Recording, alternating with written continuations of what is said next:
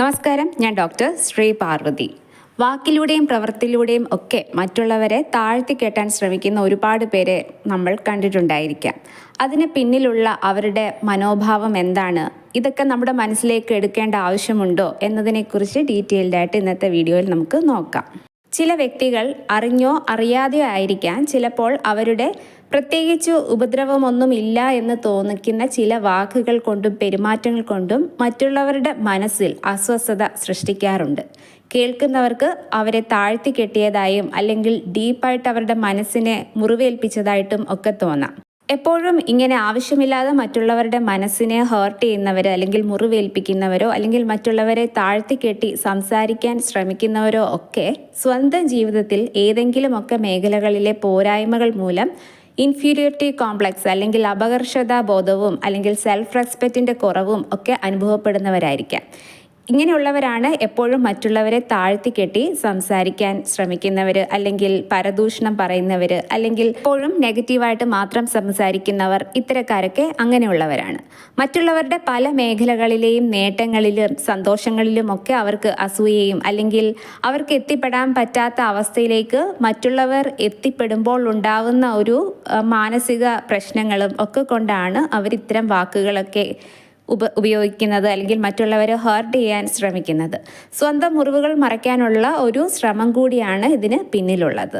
ഇത്തരക്കാർ അവരുടെ മേഖലകളിൽ എപ്പോഴും സന്തോഷം അനുഭവപ്പെടാത്തവരായിരിക്കാം മറ്റുള്ളവരെ ഇതുപോലെ മാനസികമായിട്ട് മുറിവേൽപ്പിക്കുന്നവർ. അതായത് അവരുടെ കുടുംബ ജീവിതത്തിലായാലും അല്ലെങ്കിൽ പ്രൊഫഷണൽ ജീവിതത്തിലായാലും ഒക്കെ അവർക്ക് സന്തോഷം കണ്ടെത്താൻ സാധിക്കാത്തത് കൊണ്ടാണ് മറ്റുള്ളവരെ മാനസികമായിട്ട് താഴ്ത്തിക്കെട്ടാൻ അവർ ശ്രമിക്കുന്നത്. അവരുടെ വാക്കുകളിൽ നമ്മൾ ഒരിക്കലും നിരാശപ്പെടേണ്ട ആവശ്യമില്ല.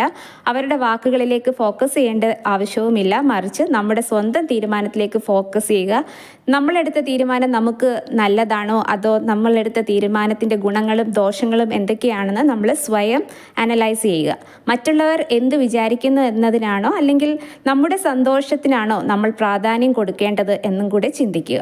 മറ്റുള്ളവർ എന്ത് ചിന്തിക്കുമെന്നോ അല്ലെങ്കിൽ അവരുടെ പ്രതികരണത്തിനോ അമിതമായിട്ടുള്ള പ്രാധാന്യം കൊടുത്തുകൊണ്ട് ജീവിക്കുമ്പോൾ നമ്മുടെ ഇഷ്ടങ്ങളും ലക്ഷ്യങ്ങളും താല്പര്യങ്ങളും ഒക്കെ നമുക്കും അസംതൃപ്തിയോടെ മുന്നോട്ട് കൊണ്ടുപോവേണ്ടി വരും. അല്ല, എപ്പോഴും മറ്റൊരാൾ അഭിപ്രായം പറയുന്ന അവരുടെ പരിമിതമായിട്ടുള്ള അറിവും മനോഭാവവും വെച്ചിട്ടായിരിക്കാം. ചിലപ്പോൾ മനസ്സിൽ എന്തെങ്കിലും അസൂയ വെച്ചിട്ടുമായിരിക്കാം. അതുകൊണ്ട് തന്നെ ഇത്തരം സാഹചര്യങ്ങളിൽ നമുക്കുണ്ടാവേണ്ടത് ഉറച്ച ഒരു മനസ്സാണ്. വ്യക്തമായ ബോധ്യത്തോടെയും ദീർഘവീക്ഷണത്തോടെയും നമ്മുടെ തന്നെ ലക്ഷ്യത്തിൽ ഉറച്ചു നിൽക്കുക. അതിനുവേണ്ടി ഹാർഡ് വർക്ക് ചെയ്യുക.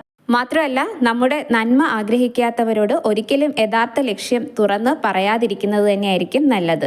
അവർ ചിലപ്പോൾ നമ്മുടെ ലക്ഷ്യങ്ങളെക്കുറിച്ചും നമ്മളുടെ ആഗ്രഹങ്ങളെക്കുറിച്ചും ഒക്കെ അറിയാൻ കാണിക്കുന്ന ഒരു ജിജ്ഞാസ ചിലപ്പോൾ അവരുടെ അസൂയയിൽ നിന്നും വരുന്നതായിരിക്കാം. അവർ നമ്മളെ മാനസികമായിട്ട് തളർത്തി നെഗറ്റീവ് വശം മാത്രം പറഞ്ഞ് മാനസികമായിട്ട് നമ്മളെ ദുർബലപ്പെടുത്താനായിരിക്കും ശ്രമിക്കുക. ജീവിതത്തിൽ മുന്നോട്ട് പോകുമ്പോൾ ഒരുപാട് കാര്യങ്ങൾക്ക് മുൻഗണന നൽകേണ്ടതുണ്ട്. മുൻഗണന നൽകേണ്ട മേഖലകളിൽ ഏതെങ്കിലും ഒരു മേഖലയിൽ മാത്രം ഫോക്കസ് ചെയ്താൽ സന്തോഷവും സമാധാനവും വിജയവും ഒക്കെ മൊത്തത്തിൽ ആസ്വദിക്കാൻ കഴിയില്ല എന്ന് നമ്മൾ സ്വയം തിരിച്ചറിയുക. സമ്പത്തും പ്രശസ്തിയും അംഗീകാരവും പദവിയും എല്ലാം ഉണ്ടായിട്ടും സന്തോഷിക്കാനോ അല്ലെങ്കിൽ നന്നായിട്ടൊന്ന് ഉറങ്ങാനോ കഴിയാത്തവരുമുണ്ട്.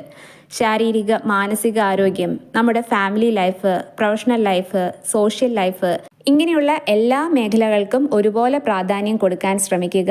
മാനസികമായിട്ട് നമ്മളെ തളർത്തുന്ന വ്യക്തികളിൽ നിന്നും അല്ലെങ്കിൽ നെഗറ്റീവ് മാത്രം പറയുന്ന വ്യക്തികളിൽ നിന്നും അകന്നു നിൽക്കാൻ തന്നെ ശ്രമിക്കുക. നിങ്ങൾ ആരാണെന്ന് അവരെ ബോധ്യപ്പെടുത്താൻ ശ്രമിക്കാതിരിക്കുക. ഒരിക്കലും നമുക്ക് നമ്മളെ തന്നെ പ്രൂവ് ചെയ്യേണ്ട ആവശ്യവുമില്ല. ഓരോ ദിവസവും നമ്മുടെ ലക്ഷ്യം മുൻനിർത്തി പ്രവർത്തിക്കുക. വേണ്ട സമയങ്ങളിൽ ആവശ്യമായ മാറ്റങ്ങൾ വരുത്തുക.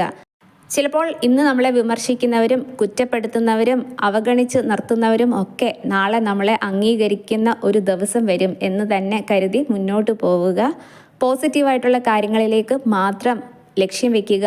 മറ്റുള്ളവരുടെയും പോസിറ്റിവിറ്റി കാണാൻ ശ്രമിക്കുക. എല്ലാത്തിലും നന്മകൾ ഉണ്ടെന്ന് തിരിച്ചറിയുക. ഇങ്ങനെ മുന്നോട്ട് പോകുമ്പോൾ തീർച്ചയായിട്ടും വിജയം സുനിശ്ചിതമാണ്.